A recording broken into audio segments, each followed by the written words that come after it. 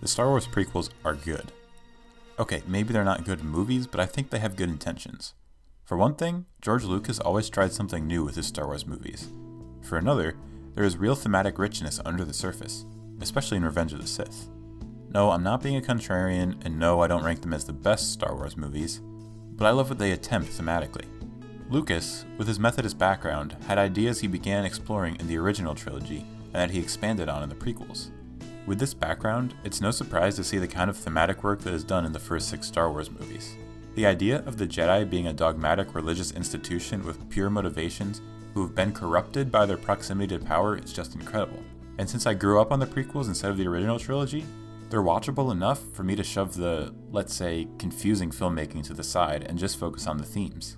But what I love even more is the way that The Last Jedi is a response to the ideas that the prequels explore. Where J.J. Abrams was concerned with making Star Wars feel like Star Wars, Rian Johnson just wanted to tell a story that tracks thematically with the rest of the series. And honestly, the ideas that Johnson explores in The Last Jedi helped me to process a lot of my own thoughts, ideas, and anxieties about a strict, structured religious framework that I was brought up in.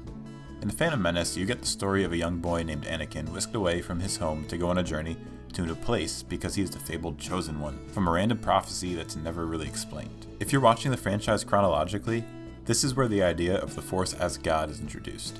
To compare it to Christian theology, the Force itself is the Father, which has its own will and guides people in their lives. Anakin is positioned as the Son, or the Christ-like figure, the savior of the oppressed and those in need. The midichlorians represent the Spirit, which lives inside all those who are part of the Jedi religion. Attack of the Clones shows Anakin's anger and anxieties towards what he's being taught as a Jedi. He's ordered by the Jedi Council to keep Padme safe, but he has to reconcile his strict orders with the feelings he's had for the Senator since he was a child. All he wants to do is to keep the people around him safe, namely his mother and Padme. It's him being human in the most basic way.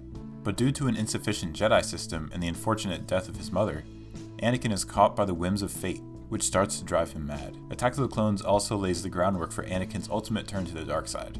His love and feelings for Padme are stifled at every turn by the code he has to follow as a Jedi. If this hadn't happened, who knows how the story might have gone. The Jedi Council, which is supposed to be the supreme good, protective institution in the galaxy, ultimately creates its own downfall because of its hypocrisy and misguided rules. This all comes to a head in Revenge of the Sith. As Luke eventually laments in The Last Jedi, "The legacy of the Jedi is failure." They even played a major part in the creation of Darth Vader. From their reluctance to train him to giving him a seat on the council without the rank of master, they created immense anger and frustration within a young, confused, and scared Anakin. All Anakin ever wanted to do was help others, especially those who he loved, and keep them safe. He promised his mother that he would come home and free her after he became a Jedi, and he sought after extra power because he didn't want Padme to die. The lust for power wasn't out of self-serving reasoning. Even at the beginning of Revenge of the Sith, his instinct is to help the clone troopers during the Chancellor's rescue mission. It's as pure of intentions as you can have, but the Jedi inadvertently stifled it at every corner. Anakin experiences the death of his mother and he wants to grieve her loss, a completely normal thing for any person to do. Yet Yoda says completely matter-of-factly that death is a natural part of life that he would do best to accept. Which, sure, there's no use in dwelling on things that we don't have the power to change. But Yoda says to let go of the fear of loss and not to mourn. Facing your fears, not eschewing them, is where we succeed. This detachment stirred Anakin's anger at the Tusken Raiders and caused frustration to accrue and having to hide his love for Padme. Obi-Wan specifically may not have been holding him back as he complained in Attack of the Clones. "He's holding me back!" But the Jedi Order as a whole certainly was. They're no better than hypocrites as they exclude him at seemingly every turn. This all comes to a head when Anakin sees Mace Windu ready to murder the Chancellor. He realizes the Chancellor is evil and wants to bring him down, since doing the right thing is always his priority, but he also believes in fairness towards everyone. This goes all the way back to Phantom Menace, when he talks about the biggest problem in the world is how no one helps each other. So when Anakin sees Mace ready to kill Palpatine, his worst fears are realized. The Jedi are the hypocrites that he feared all along. So he stops Mace and joins the only person who seems to accept him and his desires for who he is, and that's Chancellor Palpatine. This same scene actually elicits one of the ideas I love most about all of this, and that's Anakin choosing to turn away from what he's been force-fed for basically his entire life. Continuing to follow the hypocritical Jedi would have had him stop Palpatine instead of stopping Mace. But here, he finally takes that step of not just accepting everything he's always been told. He's had problems with these teachings for a long time now, and he's finally deciding to act on it. Of course, his acting on it was done in the worst way possible. Anakin gives himself over to the manifestation of evil in the Star Wars universe, and sets in motion decades of murder, torture, and heinous acts. Even though Anakin eventually turns back to the light at the end of Return of the Jedi, he still literally became a murderous, rage-filled psychopath. But his downfall was necessary for the story of Luke Skywalker to happen, which is the one I'm really interested in. In Star Wars Episode 4, A New Hope, Luke is ready to be swept away to this new world. From the beginning, he wants to leave his home. He wants more than his life working with Uncle Owen. And he gets it. When he meets Obi-Wan, new possibilities are revealed to him. He can learn the ways of the Force and the Jedi, and save this mysterious princess, and this is obviously appealing to him. Plus, it doesn't hurt that Obi-Wan tells him that his father was a Jedi. But anyway, he meets new friends, watches his mentor die, and learns to trust the Force and levels up at the end of the movie, leading into Empire Strikes Back. Episodes 5 and 6 have Luke learning and mastering his power to become a Jedi like his father before him. Most importantly to this discussion, he visits Yoda on Dagobah in Empire Strikes Back at Obi-Wan's behest. When he arrives, Luke tells Yoda he's looking for a great warrior, which is his idea of what the Jedi were at this point. But Yoda, already learning from his failures, which I'll get to more later, responds with, "Force not make one great!" In the prequels, the Jedi lost sight of what they were supposed to be. They were supposed to be a philosophical peacekeeping body, not the war generals that they turned out to be. As I was talking about earlier, their teachings and actions largely contributed to Anakin turning out the way he did. But here, Yoda has learned from his mistakes and failures to tell Luke, the next best hope, the truth about defeating evil and corruption. This is a lot of the same way I feel about the church, specifically the evangelical Christian church in America. It was supposed to be good, and it purports to teach the correct way to live your life. But the church, which is separate from its foundational faith, doesn't do that. I grew up in this institution, where I was taught Christianity was about love and the right way to live. All the while, I saw many of the people teaching these ideas not living them out. You hear subtly hateful stuff like, hate the sin, not the sinner. You see Christian missionaries going to other countries, oftentimes with the goal of spreading their faith, while not welcoming outsiders into their own country. You see blatant sexism. You hear Christians preach about the importance of truth and honesty, while backing political candidates who are the exact opposite of these things. I started to slowly realize this string of hypocrisy and harm about 7 years ago, as I was coming out of high school. And it's only been in the last couple of years that I finally admitted to myself that I don't want to be part of this anymore. And I no longer am, but again, I'll finish this thought in a minute. By the time we get to Return of the Jedi, Luke has come one step away from officially being a Jedi. Yoda tells him his training is complete and that all he needs is to defeat Darth Vader to officially become a Jedi. And when he does finally face down the Emperor, he comes as close as he's ever been to turning to the dark side. He has every opportunity to resort to violence. The Emperor urges him to strike down Darth Vader, but Luke shows the true Jedi way of peace that those in the prequels could never do. So he's done it, right? Luke is perfect. He did what his father never could do and defeated evil to bring balance to the Force. He should live the rest of his life in perfectness, right? Right? Wrong. Luke is human.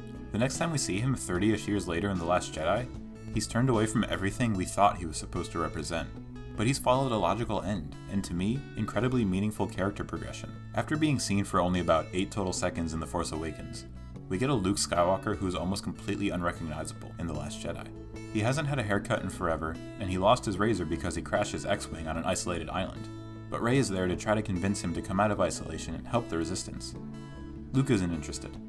He sums it up to Rey like this. Now that they're extinct, the Jedi are romanticized, deified. If you strip away the myth and look at their deeds, the legacy of the Jedi is failure, hypocrisy, hubris. At the height of their powers, they allowed Darth Sidious to rise, create the Empire, and wipe them out. It was a Jedi Master who was responsible for the training and creation of Darth Vader. Talk about disillusionment and deconstruction. In just 2 short quotes, Rian Johnson explained everything wrong with the Jedi and why they actually kind of suck as an institution. Ever since Phantom Menace, we've been getting the hints of the Jedi ideology being problematic. For all the reasons I've already mentioned, the Jedi seem more like a cult than a peacekeeping group of individuals who are more connected to the Force than anyone else. They set forth dogma and authority to assert that there is no way but their own. This highly tracks with the ideas of the modern-day church. Having grown up in the church, I heard much lamenting of younger people growing out of the institution, but as I grew older, I began to understand why. Much like the Jedi Order, the church can oftentimes be full of hypocrisy and hubris. Our way is the only right way, and anything that strays is wrong. But this can't be right. Not for the church, and certainly not for the Jedi. So to see a once hero of the Jedi realize this is huge. Rey thinks that I'm gonna walk out with a laser sword and face down the whole First Order. But Luke has lost all hope after he failed Kylo Ren. In his mind, the end of the Jedi will bring about the most good. Luke feels he not only let down himself, but also those around him, by failing Kylo Ren because he was Luke Skywalker, Jedi Master, a legend. He felt he was put on a pedestal, an impossible expectation to meet. Luke has lost all faith in himself because of his moment of doubt and failure regarding then Ben Solo, now Kylo Ren. He sensed evil within Ben and for a fleeting moment resolved to kill him before he got the chance to cause any harm or destruction. But it was fleeting because Luke realized that by killing Ben, he'd be perpetuating everything that's wrong with the Jedi this entire time. So Ben destroys the whole place, becomes Kylo, and Luke hides away so he doesn't bring any more harm when he's trying to do good. In the same way, I realized that by continuing to go to church, talking to others about God, and practicing my Christianity, I was perpetuating the same harm. It might have all started with pure intentions, but it's all been diluted by bad faith actors who have grown hungry for power and money. Now, Luke was right to a certain extent. The Jedi, an untrustworthy institution, did need to change. But he was wrong to cut himself off from the Force. The Force itself wasn't the problem. It was his view of the Force that was incorrect. When Rey leaves to go confront Kylo Ren, Luke decides it's time to get rid of the Jedi texts.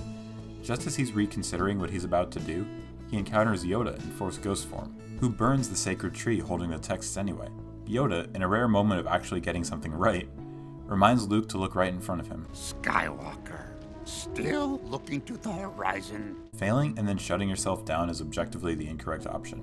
Rather, learn from failure and better yourself because of it. The greatest teacher failure is. And Luke does learn in this movie. He reopens himself to the Force and saves the entire Resistance on Crate. He knows now that Rey can be even greater than he ever was. We are what they grow beyond. That is the true burden of all masters. Now you have heard it said that the message of this whole movie is, let the past die. But I say unto you, the freaking villain of the movie says that. We're not supposed to take this as the movie's main message. It's basically the same thing that Yoda told Anakin to drive him to madness. The real message is Yoda learning from his failure and instructing Luke to do the same. There's value in what we've been taught, just not in using what we've been taught to score personal gain. I'm not sure if this is specifically an allegory for Christianity, but you can certainly make it work. Because sometimes I'd like to get rid of the texts that some misconstrue to be hateful, harmful, and purposely destructive to others. But at the end of the movie, we see that Rey actually saved the Jedi texts. There is value in them, just like there's value in some of the teachings of the Bible. But just like the utter failure of the Jedi, I see the utter failure of the Church, and I'll probably never go back. But a lot of how I think is still intrinsically informed by the Bible's teachings, and I think that's a good thing. Jesus' teachings of love and accepting people as they are have become central to how I live. There is value in the teachings of the Jedi and of religion in general. The problem is with the structure and the dogma behind the institutions. So much good can be done in the world through what is found in the gray areas between opposing ideologies, not being beholden to one side of the Force or the other, but understanding there is true balance at the center. It's the same thing with religion. There doesn't have to be a strict adherence to one specific way of teaching. There can be lots of good from lots of different places. Accepting the different places is the first step into a larger world of learning and being. Luke has become so disillusioned that he doesn't think the Jedi way is the right way, but it's the only way he knows how to help. He doesn't believe he can trust himself. If he had the thought to kill his nephew, why would he be able to save Han and Leia? Rey eventually gets through to Luke and he does take on the entire First Order, just not in the way that everyone thought he would. He used the Force to project himself onto the battlefield to give the remaining members of the Resistance time to escape. I understand those people who say Luke was good and he would have never turned away from his friends and basically abandoned them at their time of most need. They basically, again, think he reached enlightenment and isn't a dynamic, ever-changing character. I understand that desire for him to remain that hopeful beacon from the 80s, and the idea that this is not the same character they saw way back then. But the thing is, you could say a lot of the same things about me, and about everyone else who has had a major change in their life. For the people who knew me in high school and not the 7 or so years since, most of my thoughts on religion probably come as a surprise to them, because the end of high school was when I was most religious compared to now, when I'm not at all. But I've learned from my past, and I have faith in new things now.